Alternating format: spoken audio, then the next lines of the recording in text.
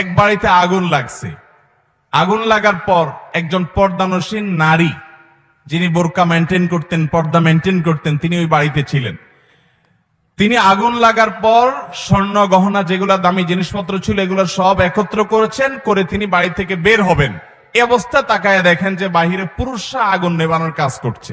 যেহেতু পুরুষরা আগুন নেভাচ্ছে, সেজন্য উনি আর বাহির না হয়ে ওই আগুন লাগা ঘরের খাটের নিচে তিনি যায় লুকিয়েছেন, যার কারণে আগুনে পুড়ে তিনি শেষ হয়ে মরে গেছেন।